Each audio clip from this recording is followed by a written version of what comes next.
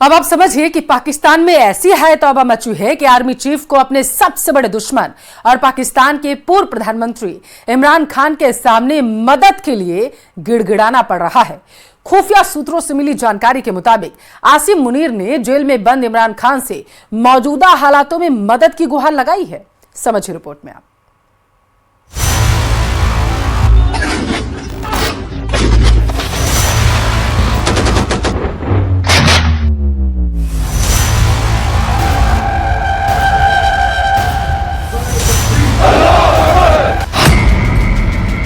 पाकिस्तान के army chief ने घुटने टेके। भारत का डर ऐसा लगे मांगने भीख। इमरान के आगे कटोरा लेकर पहुंचे मुनीर। भले ही जनरल आसिम मुनीर अपनी फौज के साथ युद्धाभ्यास करके टैंक पर चढ़कर उसका वीडियो बनाकर दुनिया को दिखाते हैं कि वो कमजोर नहीं पड़े हैं, लेकिन असलियत ये है कि पाकिस्तानी आर्मी के चीफ को खौफ है कि अगर जंग छिड़ गई तो मुकाबला कैसे करेंगे।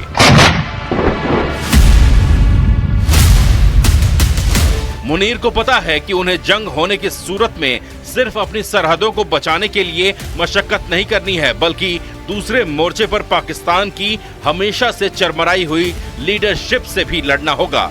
ऐसे में आसिम मुनीर को इस समय याद सता रही है इमरान खान की, उसी इमरान खान की जिसे सत्ता से बेदखल करके जनरल आसिम मुनीर ने जेल में डाल दिया और जेल की सलाखों से बाहर निकलने की हर एक कोशिश को कुचल दिया।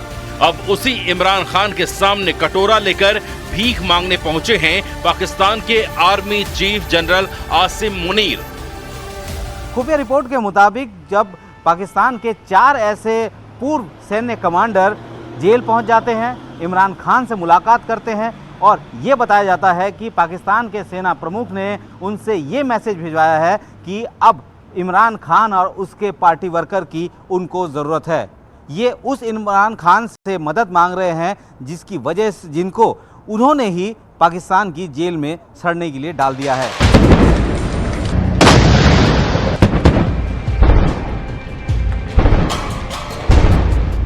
पाकिस्तान के पूर्व प्रधानमंत्री इमरान खान और जनरल आसिम मुनीर की दुश्मनी जग जाहिर है।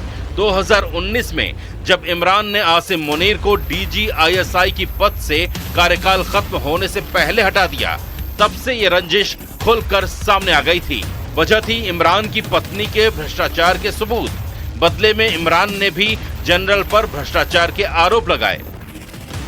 जब इमरान खान की पत्नी के कुछ ऐसे जो सबूत जनरल मुनीर ने पेश किए थे, उसके बाद से रिफ्ट बढ़ रहा था। जनरल मुनीर ही इकलौते ऐसे सेना प्रमुख है जो कि DGISI के पद पे भी रहे, लेकिन उन्हें कार्यकाल पूरा करने ही नहीं दिया गया।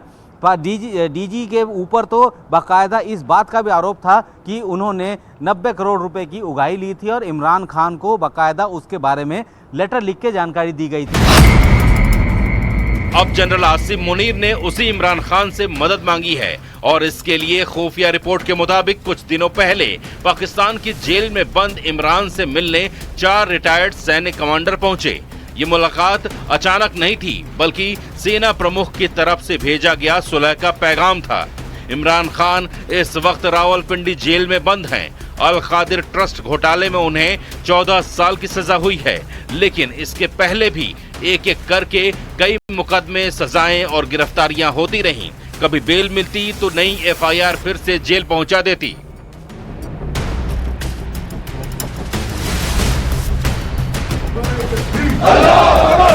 अब सवाल है कि आखिर पाकिस्तानी आर्मी के चीफ को इमरान खान की ऐसी क्या जरूरत पड़ गई कि उनके आगे कटोरा फैलाना पड़ा। एक दुश्मन के आगे घुटने टेक कर नाक रगड़ना पड़ रहा है, जबकि कई दिनों तक पाताल में घुसे हुए आसिम मुनीर ने 2 दिन पहले ही अपनी शक्ल किसी सार्वजनिक कार्यक्रम में दिखाई और बाकायदा उसका वीडियो बनाकर पब्लिश भी किया।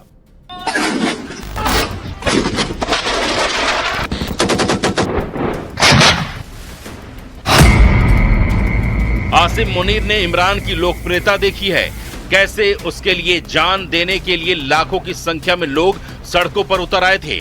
और 9 मई 2023 को तो इमरान समर्थक रावलपिंडी में जीएचक्यू तक पहुंच गए। लाहौर में कोर कमांडर के घर में आगजनी और तोड़फोड़ भी की। आसिम मुनीर को यही ताकत चाहिए, इमरान की लोकप्रियता की ताकत, जिससे अवाम में भरोसा कायम कर सके कि पाकिस्तान भारत से लड़ सकता है और साथ ही इस्लामाबाद में राजनीतिक तौर पर अभी की सरकार से ज्यादा अच्छी पकड़ बन सके। इमरान खान की पार्टी है, उसका कहर उन्होंने देखा है कि किस तरीके से पीटीआई समर्थक सेना के मुख्यालय में घुस गए, तोड़फोड़ कर दी। अब पाकिस्तान के सेना प्रमुख चाहते हैं कि उनकी ताकत यानी कि इमरान खान के सपोर्टर्स उनके साथ आएं और इस वक्त जिस हालात में पाकिस्तान है यानी डर के माहौल में पाकिस्तान है, उनको थोड़ी सी ऑक्सीजन मिले ताकि वो इंटरनल पॉलिटिक्स को दूर रख के अब भारत के हमले का जवाब कैसे दे उसके लिए तैयार हो सके।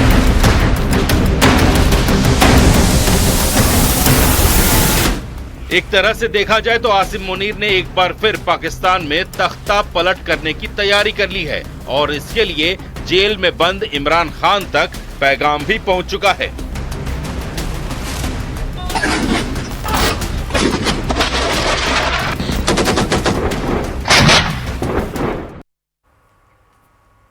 देश की सरहदों को अब सिर्फ बम और बंदूक से नहीं बल्कि एक्सप्रेसवे से भी सुरक्षा मिलेगी, क्योंकि पहली बार भारतीय वायुसेना के फाइटर जेट्स ने रात के अंधेरे में हाईवे को रनवे बना दिया। यूपी के शाहजहांपुर में गंगा एक्सप्रेसवे पर शुक्रवार रात 9 बजे जो हुआ वो देश की सैन्य रणनीति पर एक नया इतिहास छोड़ गया है।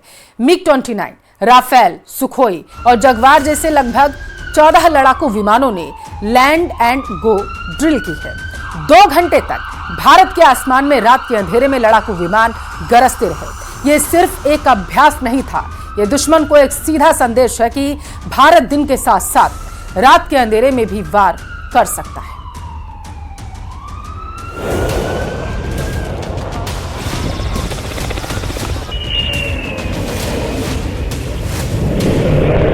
पाकिस्तान से जारी तनातनी के बीच भारतीय वायुसेना ने उत्तर प्रदेश के शाहजहांपुर में गंगा एक्सप्रेसवे पर फाइटर जेट और हेलीकॉप्टरों की लैंडिंग का अभ्यास किया। ये भारतीय वायुसेना ने पहली बार किया। इससे पहले ये प्रैक्टिस बस दिन के उजाले में की गई थी।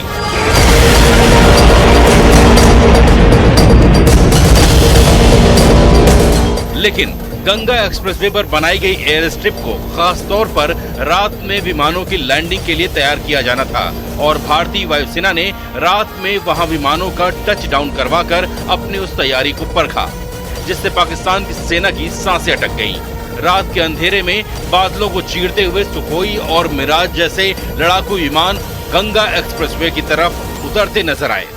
मतलब ठीक वैसा ही नजारा जैसा दिन में था।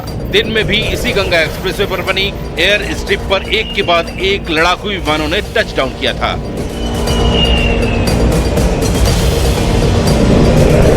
मतलब पाकिस्तान को यह साफ संदेश था कि दिन हो या रात, उजाला हो या अंधेरा, भारतीय वायुसेना की ताकत पर कोई असर नहीं पड़ने वाला। मैं आपको तस्वीरें दिखाऊं तो सुखोई विमान का यहाँ पर आप देख पा रहे हैं। सुखोई विमान लगातार सुखोई विमान की गर्जना है। शाहजहांपुर से गुजरने वाले गंगा एक्सप्रेसवे पर करीब 3.5 किलोमीटर की एयर स्ट्रिप तैयार की गई है। मतलब एक्सप्रेसवे पर एक ऐसी पट्टी बनाई गई है जिस पर लड़ाकू विमान समेत बड़े हवाई जहाज उड़ान भी भर सकेंगे और लैंड भी कर सकेंगे। इसी की प्रैक्टिस की गई। राफेल, सुखोई 30, जगवार, MiG-29 और मिराज 2000 शामिल थे। ट्रांसपोर्ट में C-130J, सुपर हरकुलिस, AN-32 और Mi-17V5 हेलीकॉप्टर की लैंडिंग हुई है।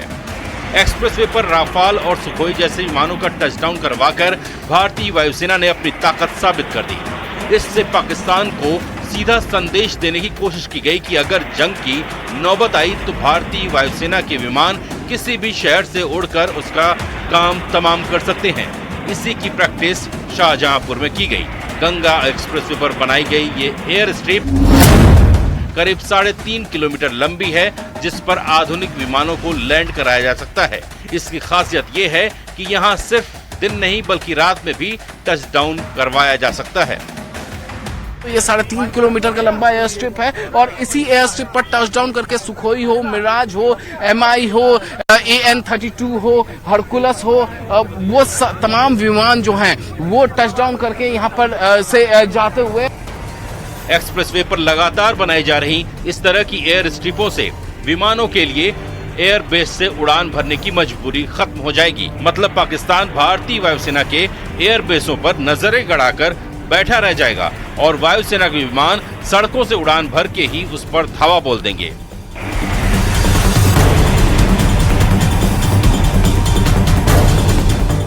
भारत के पास ऐसी सिर्फ एक एयर स्ट्रिप नहीं है, बल्कि भारत ने ऐसे कई एक्सप्रेसवे तैयार कर रखे हैं जिन पर विमानों की लैंडिंग कराई जा सकती है और एक्सप्रेसवे का ये जाल भारत के कई राज्यों में फैला हुआ है। भारतीय वायुसेना केंद्रीय सड़क और परिवहन मंत्रालय के साथ मिलकर देश भर में ऐसी कुल 28 एयर स्ट्रिप बनाने की तैयारी में लगी हुई है, जिनमें कई तो बनकर तैयार हो चुकी हैं और कई की टेस्टिंग भी की जा चुकी है। इनमें अकेले उत्तर प्रदेश में ही 4 एक्सप्रेसवे पर एयर स्ट्रिप बनाई जा चुकी हैं। वहीं चीन के खतरे को देखते हुए असम में भी 5 एयर स्ट्रिप बनाई जा रही हैं। यूपी के अलावा राजस्थान और ओडिशा में भी एक एयर स्ट्रिप की टेस्टिंग की जा चुकी है। एयर स्ट्रिप का महत्व इमरजेंसी या युद्ध काल के दौरान भारतीय वायुसेना के लिए वैकल्पिक रनवे स्थापित करके भारत की रक्षा तत्परता को मजबूत करना है।